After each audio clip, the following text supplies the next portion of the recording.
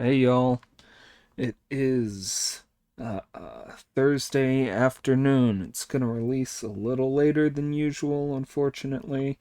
I'm recording at 3:30. I usually drop at 4 p.m. CST, but it's just been a busy day. My morning job was only supposed to take 2 hours. It ended up taking like six.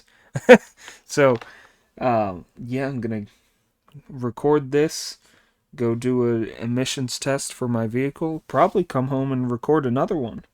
Um, my plan for right now, for this channel, for Journey to the West, I'm just going to record chapters as often as I can. I'm going to aim to have at least five scheduled in advance, so that I can just have a backlog of videos.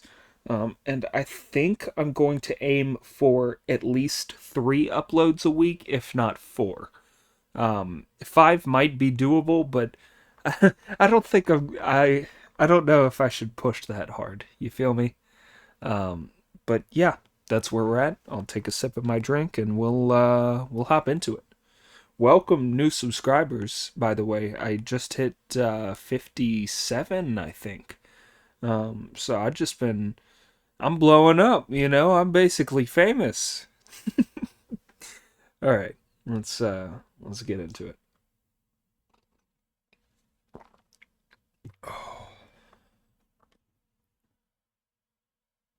Chapter 30. An evil monster harms the true law. The mind horse remembers the heart ape. Now that he had tied up Friar Sand, the monster did not kill him, hit him, or even swear at him. Instead, he raised his sword and thought, "Coming from so great a country, the Tang priest must have a sense of propriety. He can't have sent his disciples to capture me after I spared his life. That wife of mine must have sent some kind of letter to her country and let the secret out. Just wait till I question her." The monster became so furious that he was ready to kill her. The unwitting princess, who had just finished making herself up, came out to see the ogre knitting his brows and gnashing his teeth in anger. "What is bothering you, my lord?" she asked with a smile. The monster snorted and started to insult her. "You low bitch," he said. "You haven't a shred of human decency. You never made the slightest complaint when I first brought you here. You wear clothes of brocade and a crown of gold, and I go out to find anything you need. You live in luxury all 4 seasons of the year, and we've always been very close to each other. So why do you think only of your mother and father? Why do you have no wifely feelings?" This so frightened the princess that she fell to her knees and said, "What makes you start talking as if you're going to get rid of me?" "I'm not sure whether I'm getting rid of you or you're getting rid of me," the monster replied. "I captured that Tang priest and brought him here to eat, but you released him without asking me first. You must have secretly written a letter and asked him to deliver it for you. There's no other explanation for why these two monks should have made an attack on this place and be demanding your return. It's all your fault, isn't it?" "Don't blame me for this, my lord," she replied. "I never wrote such a letter." "Liar," he said. "I've captured one of my enemies to prove it." "Who?" she asked. "Friar Sand, the Tang priest's second disciple." Nobody likes to accept their death, even their last gasp. So she could only try to keep up the pretense. "Please don't lose your temper, my lord," she said. "Let's go and ask him about it. If there was really a letter, I'll gladly let you kill me. But if there wasn't, you'd be killing your slave unjustly." With no further argument, the monster grabbed her by her bejeweled hair with his fist the size of a basket and threw her to the floor in front of him. Then he seized his sword to question Friar Sand. "Friar Sand," he roared, "when you two had the impertinence to make your attack, was it because the king of her country sent you here after getting a letter from her?" When the bound Friar Sand saw the evil spirit throw the princess to the ground in his fury, then take hold of his sword to kill her, he thought, "It's obvious she must have sent a letter, but she did us a very great favor by sparing our master. If I tell him about it, he'll kill her. No, that would be a terrible thing to do after what she did for us. Besides, I haven't done any good deeds all the time I've been with our master, so as a prisoner here I can pay back my master's goodness to me with my life." His mind made up, he shouted, "Behave yourself, evil monster. She sent no letter, so don't you mistreat her or murder her. I'll tell you why we came to demand the princess. When my master was your prisoner in this cave, he saw what the princess looked like. Later on, when he presented his credentials to the king of Elephantia, the king showed him her picture and asked him if he'd seen her on his journey.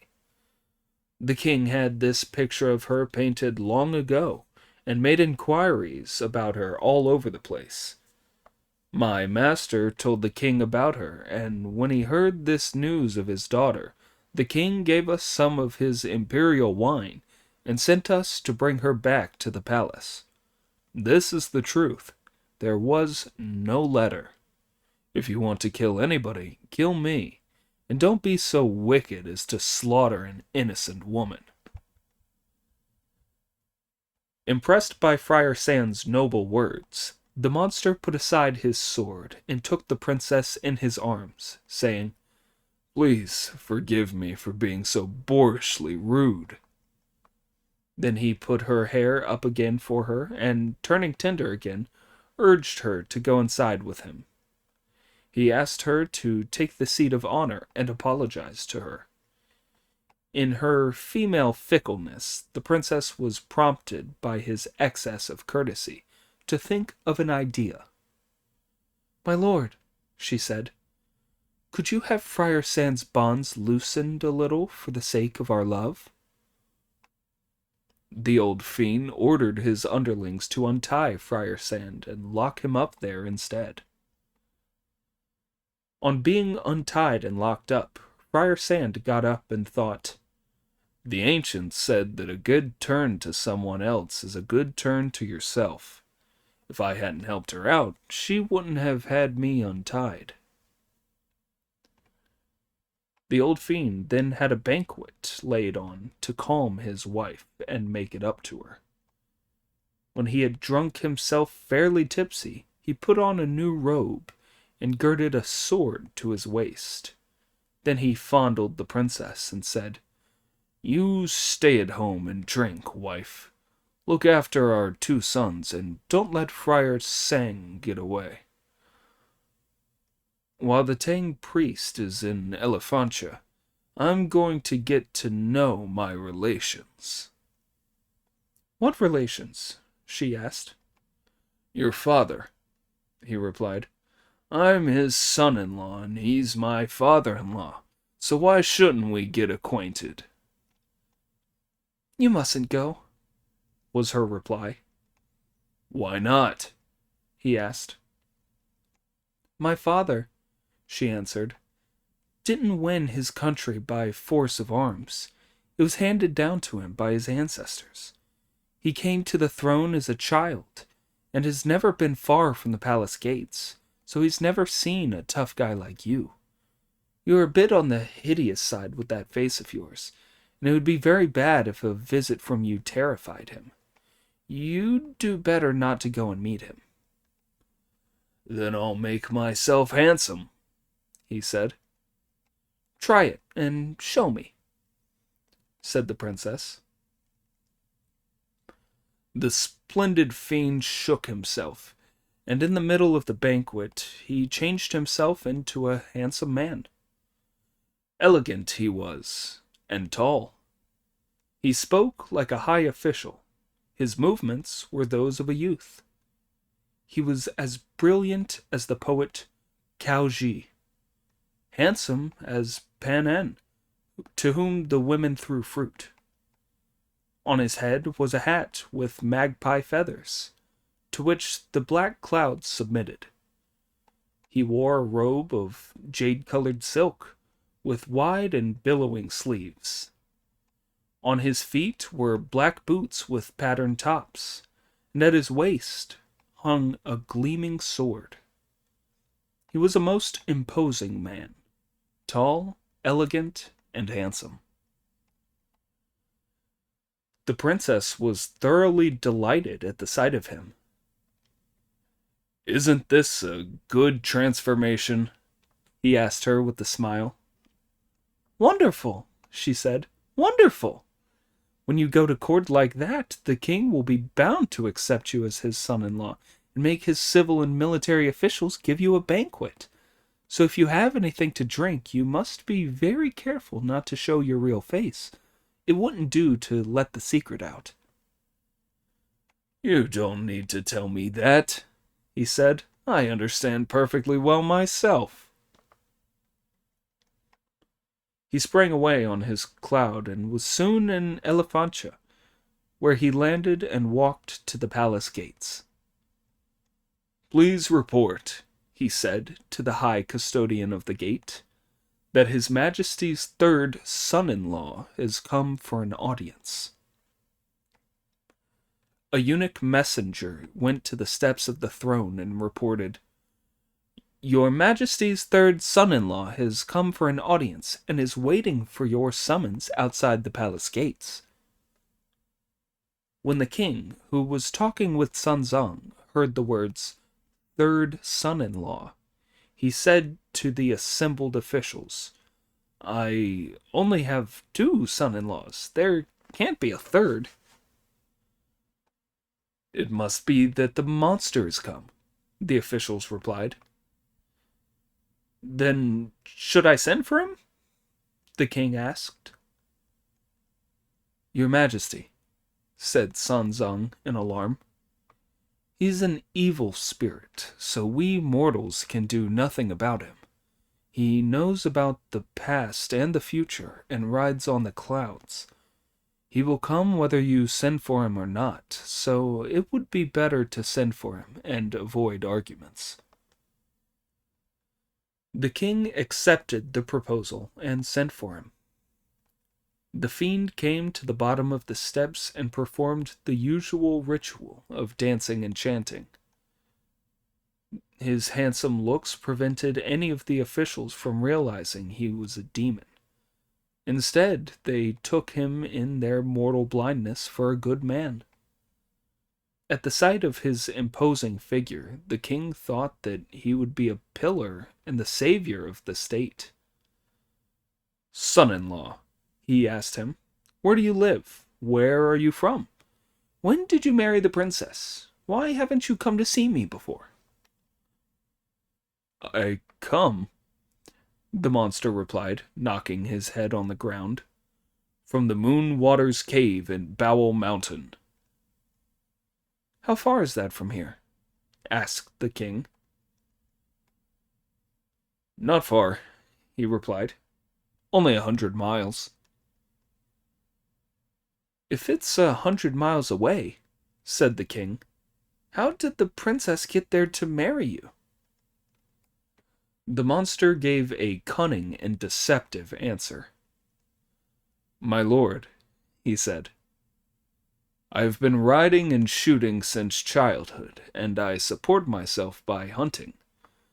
13 years ago, as I was out hunting one day with falcons, hounds, and a few score retainers, when I saw a ferocious striped tiger carrying a girl on its back down the mountainside. I fitted an arrow to my bow and shot the tiger, then took the girl home and revived her with hot water, which saved her life. When I asked her where she was from, she never mentioned the word princess. Had she said that she was your Majesty's daughter, I would never have had the effrontery to marry her without your permission. I would have come to your golden palace and asked for some appointment in which I might have distinguished myself. As she said she was the daughter of ordinary folk, I kept her in my home. With her beauty and my ability, we fell in love, and we've been married all these years. When we were married, I wanted to kill the tiger and serve him up at a banquet for all my relations, but she asked me not to. There was a verse that explained why I should not. Thanks to heaven and earth, we are becoming man and wife. We will marry without matchmaker or witnesses. A red thread must have untied us in a former life. So let us make the tiger our matchmaker. When she said that, I untied the tiger and spared its life. The wounded beast swished its tail and was off. Little did I realize that after escaping with its life, it would have spent the past years making itself into a spirit whose sole intention is to deceive and kill people. I believe that there was once a group of pilgrims going to fetch scriptures who said that they were priests from the Great Tang. The tiger must have killed their leader, taken his credentials, and made himself look like the pilgrim. He is now in this palace trying to deceive your Majesty. That man sitting on an embroidered cushion is in fact the very tiger who carried the princess off 13 years ago. He's no pilgrim. The feeble-minded king, who, in his mortal blindness, could not recognize the evil spirit, believed that his tissue of lies were the truth, and said, "Noble son-in-law, how can you tell that this monk is the tiger who carried the princess off?" "Living in the mountains," he replied. "I eat tiger, dress in tiger, sleep amid tigers, and move among tigers. Of course I can tell." "Even if you can tell," said the king, "turn him back into his real form to show me." "If I may borrow half a saucer of water," answered the fiend, "I will turn him back into his real form." The king sent an officer to fetch some water for his son-in-law. The monster put the water in his hand, leapt forward, and did an eye-deceiving body-fixing spell. He recited the words of the spell, spurted a mouthful of water over the Tang priest, and shouted, "Change!" Sunzong's real body was hidden away on top of the hall, and he was turned into a striped tiger. To the king's mortal eyes, the tiger had a white brow and a rounded head, a patterned body and eyes of lightning, 4 legs, straight and tall, 20 claws, hooked and sharp. Jagged fangs ringed in his mouth. Pointed ears grew from his brow. Fierce and powerful, formed like a giant cat.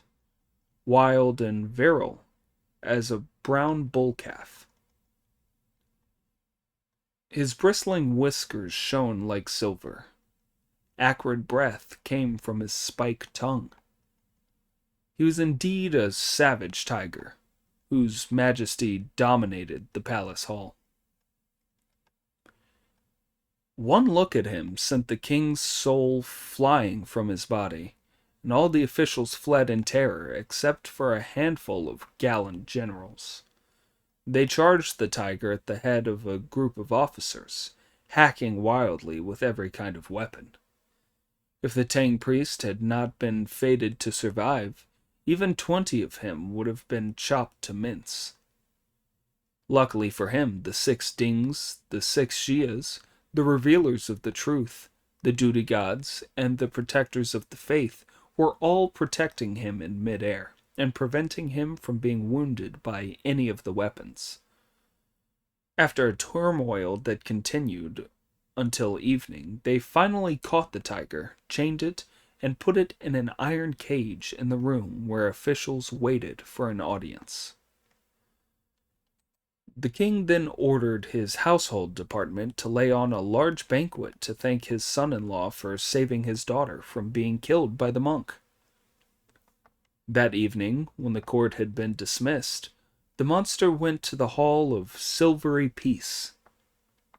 18 palace beauties and junior concubines had been selected, and they made music, sang, and danced, urging the fiend to drink and be merry.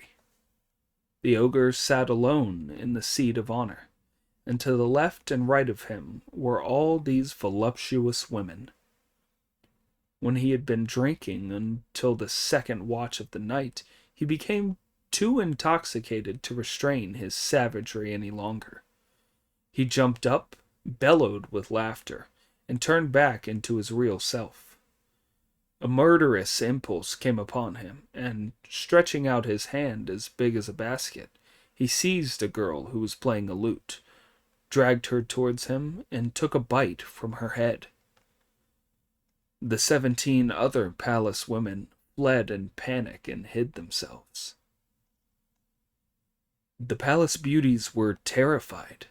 The junior concubines were panic-stricken. The terrified palace beauties were like lotuses beaten by the rain at night. The panic-stricken concubines were like peonies swaying in the spring breezes. Smashing their lutes, they fled for their lives, trampling on zithers as they ran away. As they went out through the doors, they knew not where they went. In their flight from the hall, they rushed everywhere, damaging their faces of jade and bumping their pretty heads. Every one of them fled for her life.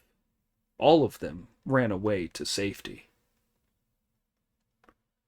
The women who had fled did not dare to shout, as they did not want to disturb the king in the middle of the night, so they all hid, trembling under eaves of walls, where we shall leave them. The monster, still in his seat of honor, thought for a moment, then drank another bowl of wine, dragged the woman towards him, and took 2 more gory mouthfuls of her. While he was enjoying himself inside the palace, the news was being spread outside that the Tang priest was really a tiger spirit. The rumors spread like wildfire, and it soon reached the government hostel. Nobody else was there but the white horse, who was eating fodder from a trough. This horse had once been a young dragon prince from the Western Sea, who, as a punishment for offending against the heavenly code, had lost his horns and scales and been turned into a white horse to carry Sanzang to the west to fetch the scriptures. When he heard it being said that the Tang priest was a tiger spirit, he thought, "My master is clearly a good man. The evil spirit must have changed him into a tiger to harm him. Whatever shall I do? Monkey's been gone for ages, and there's no news of the other 2. By the middle of the night he could wait no longer. He jumped up and said, "If I don't rescue the Tang priest, I'll win no merit at all." He could restrain himself no longer, so he snapped his halter, shook his bridle and girths loose, and changed himself back into a dragon. Then he went straight up on a black cloud to the 9th heaven. There is a poem to prove it that goes, "On his journey west to worship the Buddha, Sanzang met an evil demon. Now that he had been changed into a tiger, the white horse came to his rescue, trailing its halter."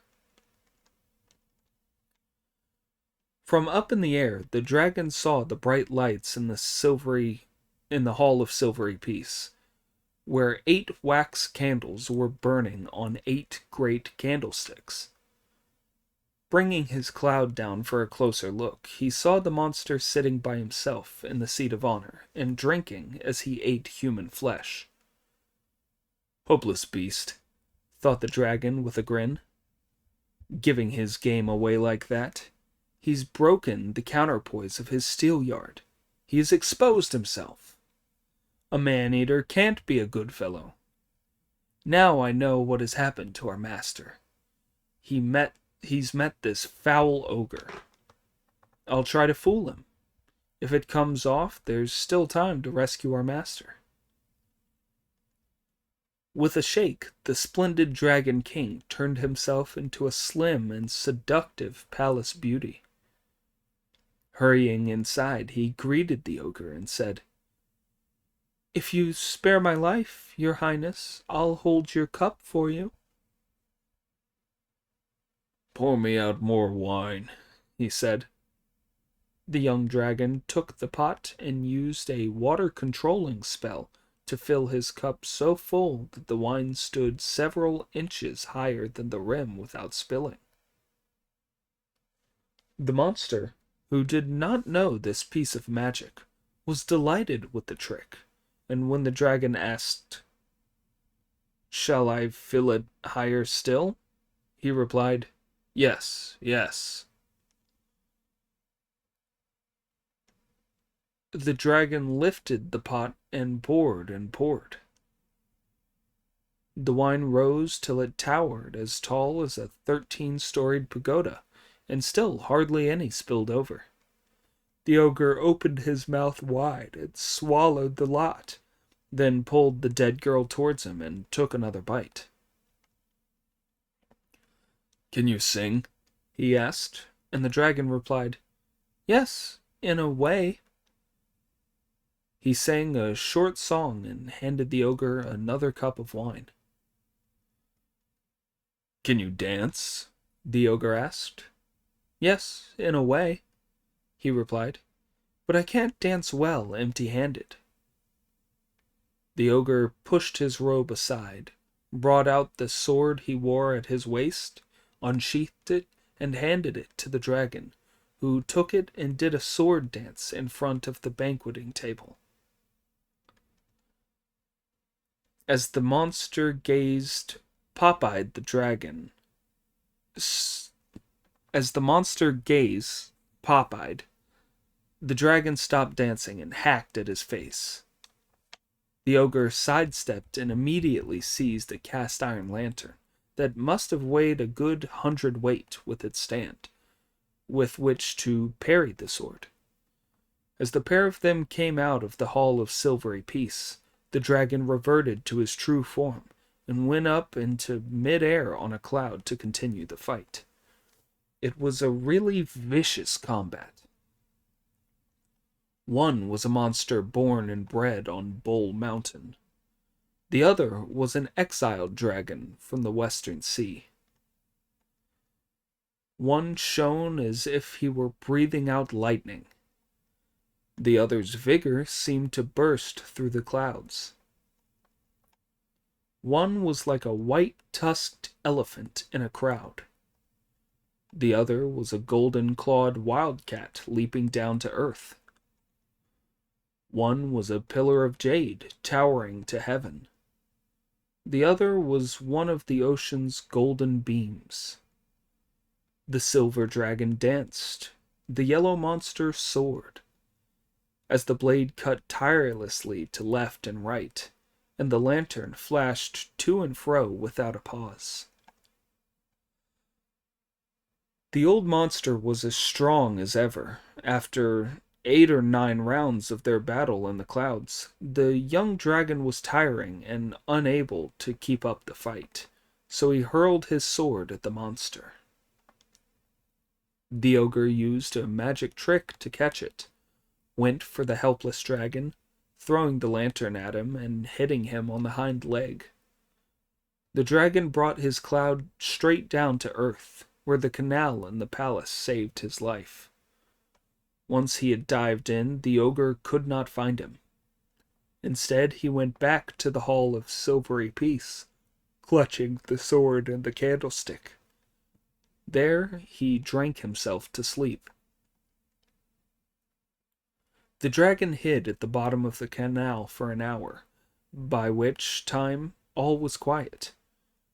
Gritting his teeth against the pain from his leg, he leapt out of the water and went back to the hostel on a black cloud, where he turned himself back into a horse and bent over the trough once more. The poor animal was covered with sweat, and his leg was scarred. The thought horse and the mind ape had scattered. The lord of metal and the mother of wood were dispersed. The yellow wife was damaged, her powers divided. The way was finished, and how could it be saved? We will leave Sanzang in danger and the dragon in defeat to return to Pig, who had been hiding in the undergrowth ever since he abandoned Friar Sand. He had made himself a pigsty there, and slept through the middle of the night. When he woke up, he could not remember where he was. He rubbed his eyes, pulled himself together, and cocked up his ear. In these wild mountains, no dogs barked and no cocks crowed. From the position of the stars, he worked out that it was around midnight, and thought, I must go back and rescue Friar Sand. It's all too true that you cannot make thread with a single strand, or clap with a single hand. No, no, I'd better go back to the city, see the master, and report on this to the king. He can give me some more brave soldiers to help me rescue Friar Sand. The idiot went back to the city on his cloud as fast as he could, and in an instant he was back at the hostel. It was a still, moonlit night, and he could not find his master in either wing of the building.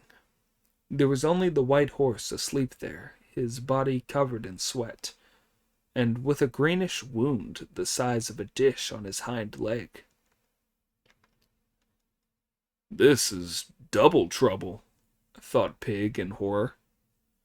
Why is this wretch covered with sweat and injured on his leg? He hasn't been anywhere. Some crooks must have carried off the master and wounded the horse. Seeing Pig, the horse suddenly called out, Elder brother! Pig collapsed from shock, got up again, and was about to flee when the horse took his clothes between his teeth and said, Brother, don't be afraid of me. Why ever have you started to talk today? Asked Pig, who was shaking all over. Something terrible must have happened to make you do it. Do you know that our master is in danger? The horse asked. No, Pig replied. You wouldn't, said the horse. When you and Friar Sand were showing off in front of the king, you thought you'd be able to catch the monster and be rewarded for it. Little did you imagine that his powers would be too much for you. You should be ashamed of the way you've come back by yourself without even having any news to report. That monster turned himself into a handsome scholar, came to the palace, and made the king accept him as his son-in-law. He changed our master into a tiger, who was captured by the officials and put in a cage in the court waiting room. The news made me feel as if my heart were being sliced to pieces. It was already 2 days since you went, and for all I knew, you might have been killed, so I had to turn back into a dragon and try to rescue our master. When I reached the court, I couldn't find him, though I saw the monster outside the Hall of Silvery Peace. I changed into a palace beauty to trick him. He made me do a sword dance for him, and when I had him fascinated, I took a cut at him. He dodged the blow, picked up a giant lantern in both hands, and soon had me on the run.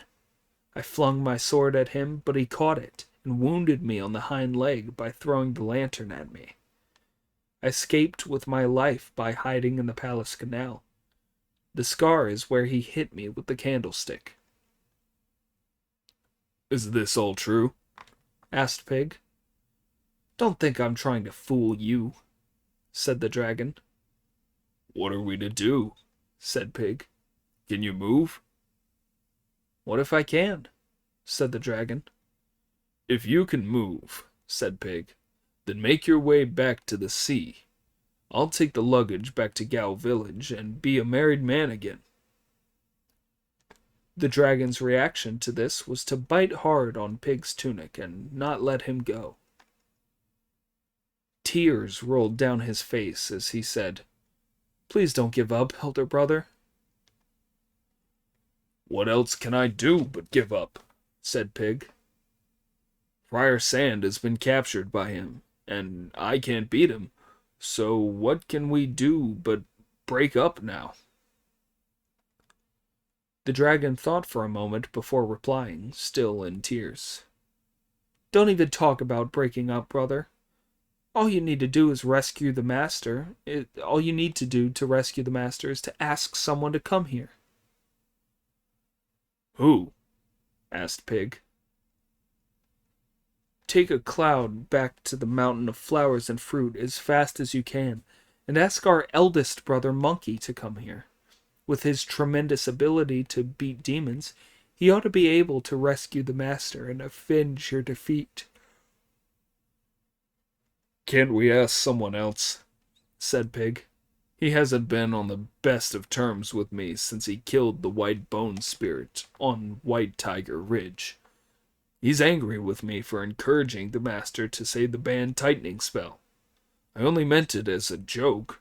How was I to know the old monk would really say it and drive him away?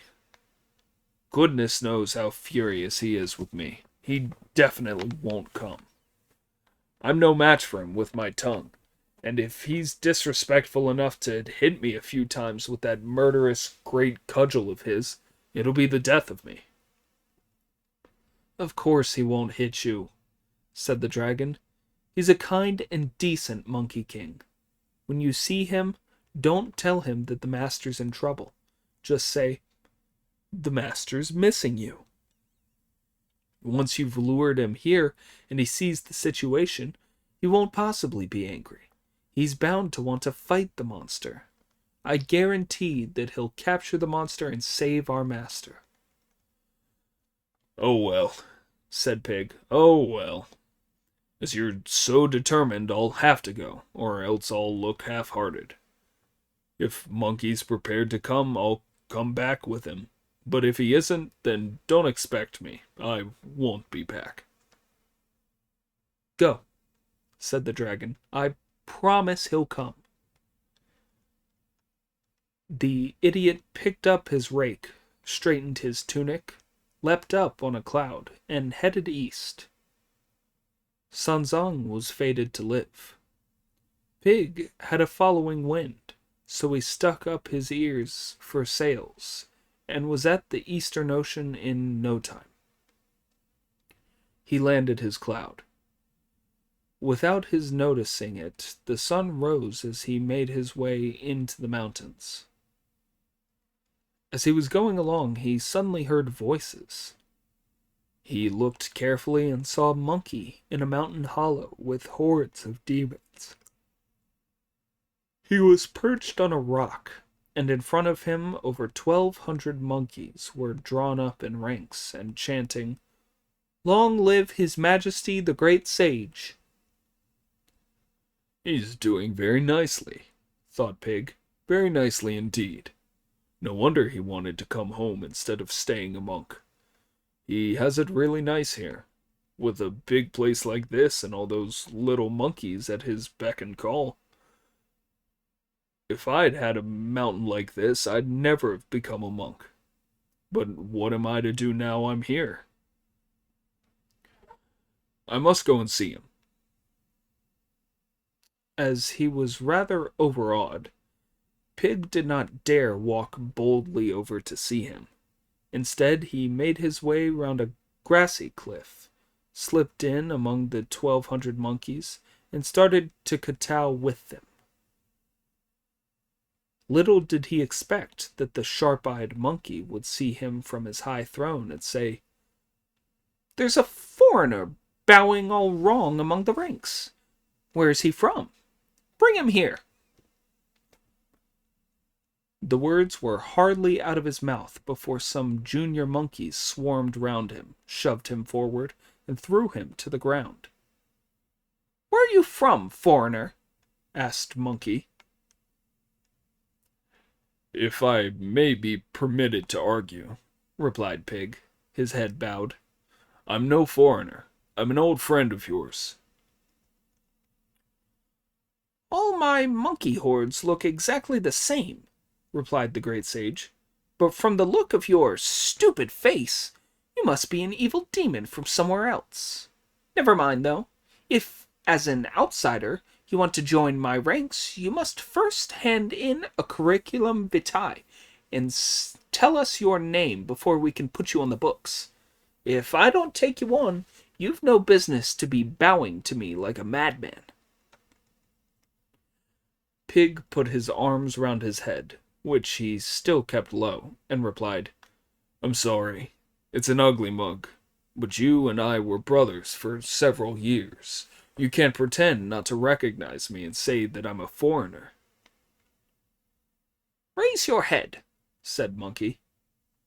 The idiot did so and said, "Look, even if you won't recognize the rest of me, you'll remember my face." "Pig!" said Monkey with a smile. When Pig heard this, he leapt to his feet and said, Yes, yes, I'm Pig," thinking that Monkey would be easier to deal with now he had recognized him. "Why have you come here instead of going to fetch scriptures with the Tang priest?" Monkey asked. "Have you offended the master and been sent back too? Show me your letter of dismissal." "I haven't offended him," Pig replied. "He hasn't given me a letter of dismissal, or driven me away." "Then why have you come here?" asked Monkey. "The master has sent me here to ask you back, as he's missing you," answered Pig. "He hasn't asked me back," said Monkey, "and he doesn't miss me. He swore an oath by heaven and wrote a letter of dismissal, so he couldn't possibly miss me, or have sent you all this way to ask me back. It certainly wouldn't be right for me to go." "He's really missing you," said Pig, lying desperately. "He really is." "Why?" asked Monkey. "He called out 'disciple' when he was riding along. I didn't hear, and Friar Sand is deaf. So he started missing you and saying that we two were hopeless. He said that you were intelligent and clever, and that you always answered whenever he called. This made him miss you so badly that he sent me over here specially to ask you to come back. Please, please come back with me. You'll save him from disappointment and me from a long, wasted journey." Monkey jumped down from his rock, lifted Pig to his feet, and said, "Dear brother, it's been good of you to come so far. Won't you come and take a look round with me?" "It's been a long journey," replied Pig, "and I'm afraid that the master would miss me, so I'd better not." "Now that you're here," said Monkey, "you really should have a look at my mountain." Not wanting to insist too hard, the idiot went off with him. The two of them walked hand in hand, with the monkey horde following behind as they climbed to the summit of the mountain of flowers and fruit. It was a beautiful mountain. In the few days since he had been back, Monkey had made it as neat as it had ever been.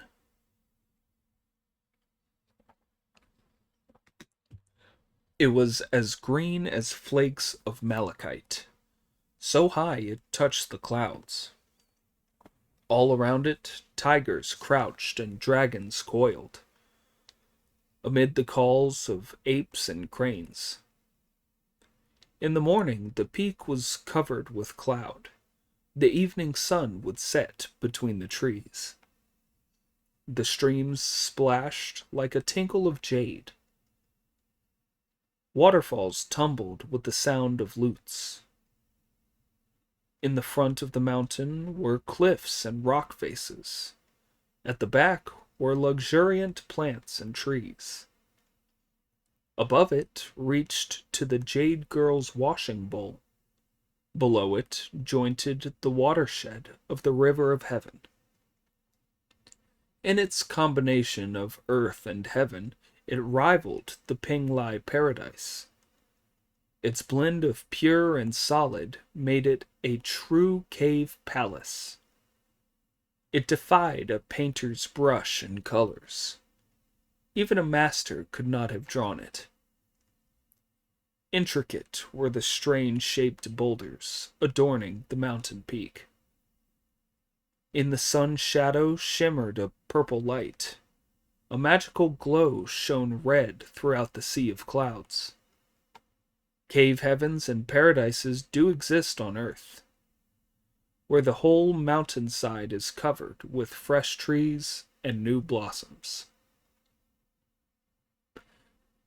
As Pig gazed at it, he said with delight, "What a wonderful place, brother. It's the finest mountain in the world." "Could you get by here?" asked Monkey. "What a question," said Pig with a grin. "This mountain of yours is an earthly paradise, so how could you talk about getting by?" The two talked and joked for a while, then went back down. They saw some young monkeys kneeling beside the path and holding huge purple grapes, fragrant dates, and pears, deep golden loquats, and rich red tree strawberries. "Please, take some breakfast, your majesty," they said. "Brother Pig," replied Monkey with a smile, "your big appetite won't be satisfied with fruit. Never mind, though. If you don't think it too poor, you can eat a little as a snack." "Although I do have a big appetite," said Pig, "I always eat the local food. Bring me a few to taste."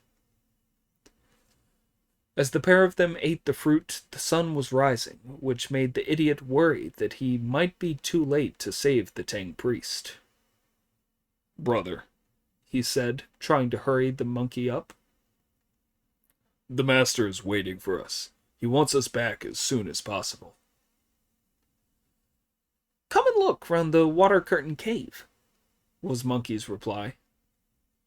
"It's very good of you to offer," said Pig, "but I mustn't keep the master waiting, so I'm afraid I can't visit the cave."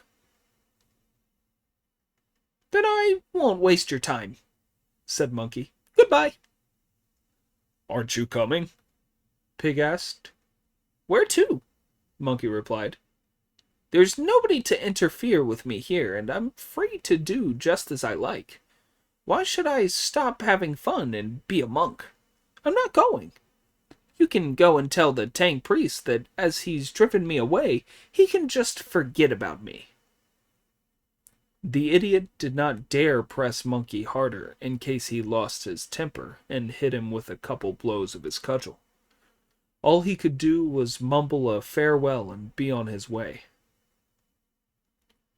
As Monkey watched him go, he detailed two stealthy young monkeys to follow him and listen to anything he said.